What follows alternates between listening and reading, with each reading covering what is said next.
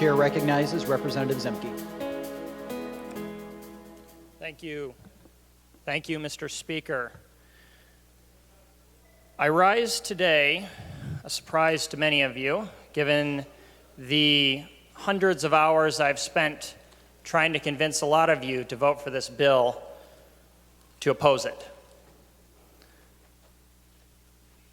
My work in this process started in January with Representative Kelly, Representative Price, Senator Pavlo, Senator Hopgood, and Senator Hansen on the governor's bipartisan literacy work group. This is the work group that put together the budget recommendations that have been referenced by so many of my colleagues here today on the floor. Those budget recommendations and the interventions and literacy coaches that they pay for, however you think of them in terms of their level of funding, are already paid for. They're in the budget. This bill has no effect on those things. I want to remind people that because we're going to hear a lot about the importance of interventions. They are important. And I want to thank Representative Price for her willingness to work with me.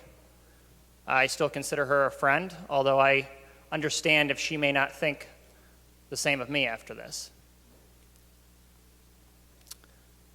I have a very liberal district, one of the most liberal in the entire state, not necessarily by its Democratic base numbers, but by the persuasion of Democrat that resides in it. When I co-sponsored this legislation, I had a lot of phone calls. And trying to be a good representative, I reached out and had a lot of cups of coffee with those people who wrote and called me with their concerns about the bill. I told them time and time again that I have spent countless hours with the sponsor of this bill. She is my friend. She cares about kids. She does not want to retain them. She does not want to hurt them. I believe in the research that has been stated so many times here about the harmful impacts of retention.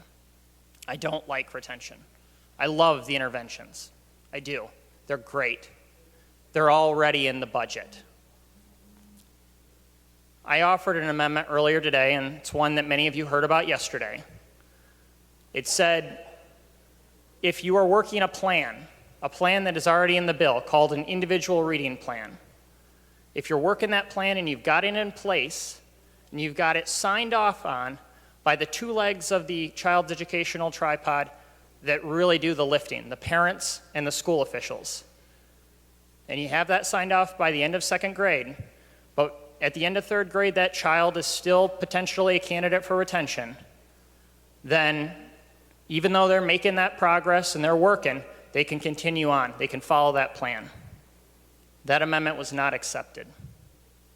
So without that amendment, this bill, unfortunately, forces us to say to Johnny, as I like to refer to him in anecdotal sense, Johnny, we put you on this IRP before the end of second grade.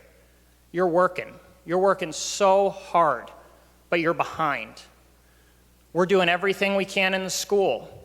We're doing everything we can at home, but you're just not there at the end of third grade.